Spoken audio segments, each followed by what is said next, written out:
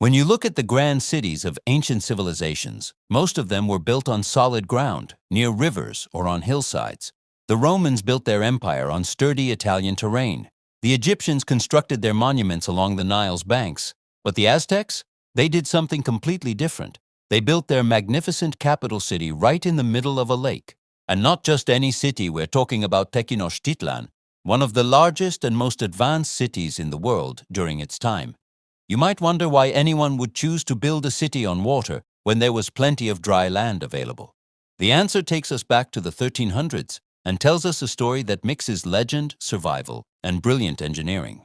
The Aztec people believed in prophecies and signs from their gods. According to their sacred story, the god Huitzilopochtli told them to leave their homeland in the north and travel south until they found a very specific sign. They needed to find an eagle perched on a cactus, eating a snake. When they saw this sign, that would be the place to build their new home. For years, the Aztecs wandered as nomads. They were not welcomed by other groups who already lived in the Valley of Mexico. These established communities saw the Aztecs as outsiders and warriors, and they pushed them away from the good farming land. The Aztecs became desperate. They needed a place to call home, but everywhere they went, they faced rejection. Then, around 1325, something remarkable happened. On a small, swampy island in Lake Texcoco, they saw their sign. An eagle sat on a prickly pear cactus, holding a serpent in its beak. This was the moment their god had promised them. This marshy, uninviting island would become their home. Today, this image appears on the Mexican flag, reminding everyone of this legendary founding moment. Before we praise the Aztecs for their choice, we need to understand what they were working with. Lake Texcoco was not a beautiful tropical paradise. The water was mostly salty and not good for drinking. The island was swampy, muddy, and tiny. There were no trees for building materials, no large animals to hunt, no obvious resources that would support a city. Other civilizations around the lake had already claimed all the prime real estate. They had fertile farmland, freshwater springs, and forests for timber. The Aztecs got what nobody else wanted, a muddy island that flooded regularly and offered almost nothing. But here's where the story gets interesting. What seemed like a terrible location actually had some hidden advantages. And the Aztecs, through necessity and innovation, turned this swamp into one of the greatest cities the Americas had ever seen. Once the Aztecs settled on their island, they started to realize that being surrounded by water had some major benefits. First and foremost was defense. Any enemy who wanted to attack them would need boats. The Aztecs could see invaders coming from far away across the open water. They built causeways, raised roads, connecting their island to the mainland, but these were narrow and easy to defend. They could even destroy sections of the causeways during an attack, making their city almost impossible to reach. This natural fortress allowed a relatively small group of people to defend themselves against larger, more powerful neighbors. As the Aztecs grew stronger, this defensive advantage helped them project power outward while keeping their homes safe. The lake also provided food.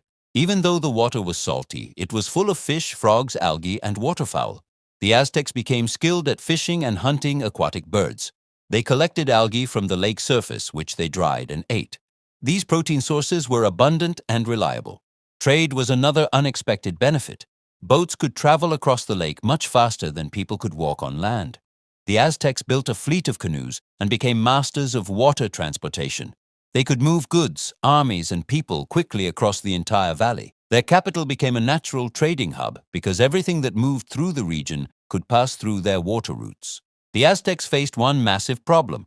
How do you feed a growing city when you're stuck on a tiny island with no farmland?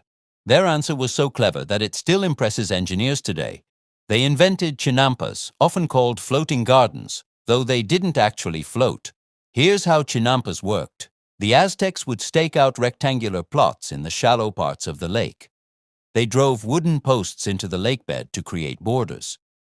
Then they piled up layers of mud, lake vegetation, and soil within these borders until they rose above the water level. They planted willow trees around the edges, whose roots would grow down and anchor everything in place. These artificial islands became incredibly fertile farmland. The crops had constant access to water from the surrounding lake. The mud from the lake bottom was rich in nutrients. Farmers could grow multiple crops per year on the same plot. They grew corn, beans, squash, tomatoes, chilies, and flowers.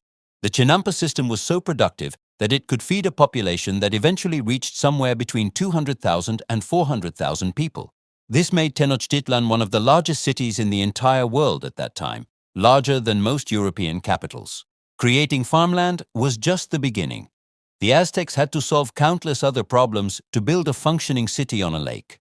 They needed fresh drinking water, so they built aqueducts that brought spring water from the mainland across the causeways. They created a dual pipeline system, so when one pipeline needed cleaning, the other could still supply water. They built enormous temples and palaces on the island. To create stable foundations in the soft, wet ground, they drove thousands of wooden posts deep into the lakebed. On top of these posts, they laid stone platforms that could support massive structures. Their engineering was so sound that some of these foundations still exist beneath modern Mexico City. The Aztecs also developed a sophisticated canal system within the city.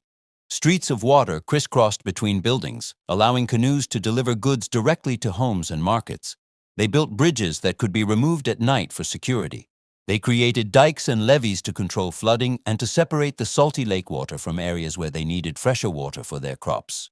Living on a lake-shaped Aztec society in fundamental ways, every child learned to paddle a canoe. Water transportation was as natural to them as walking. The lake connected them to neighboring communities and to the natural world in ways that land-based cultures didn't experience. The city's dependence on complex water management created a need for organization and cooperation. Maintaining the chinampas, canals, aqueducts, and dikes required constant work by many people. This encouraged strong central authority and community coordination. The lake also influenced Aztec religion and worldview. They saw themselves as living between worlds, between land and water, between earth and sky. Their main temple, the Templo Mayor, stood at the center of their island city and represented the center of the universe in their cosmology. We should be clear that life on the lake wasn't always easy or romantic. Floods were a constant threat. In some years, the lake level would rise dramatically, swamping parts of the city. The Aztecs built massive dikes to control flooding, but these didn't always work perfectly.